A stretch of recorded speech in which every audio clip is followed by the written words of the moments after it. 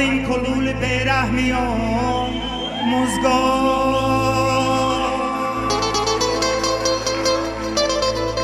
در این کلول خانه حیات ما گلیا دستم در خاطر داد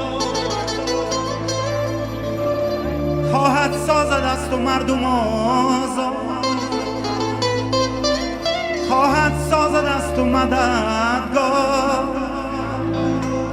حیات اینو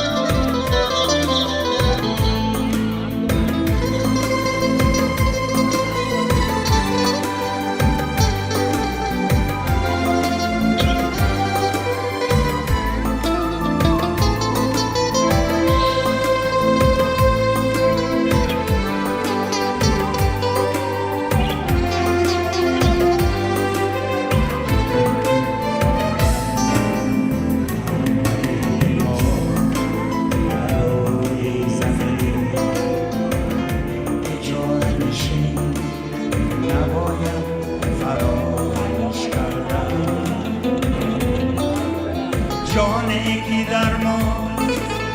این هم فرض است باید برگردانیدن تا بکر باید دیگر با ستیه زن نگاه کردن تا بکر باید دیگر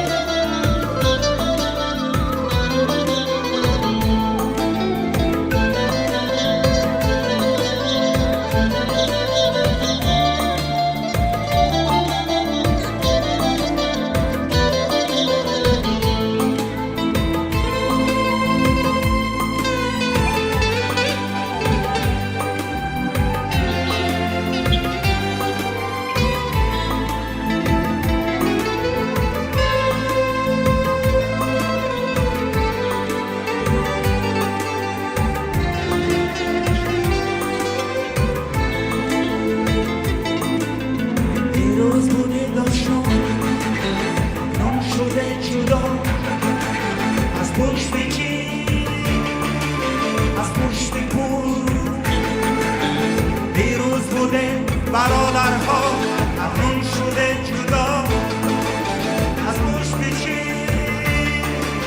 از پشت خانه و جا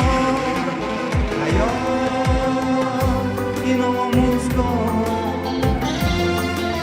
حیات این مددگار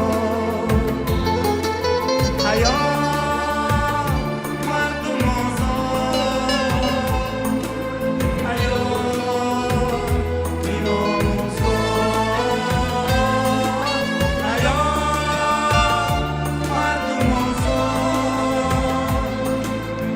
Yo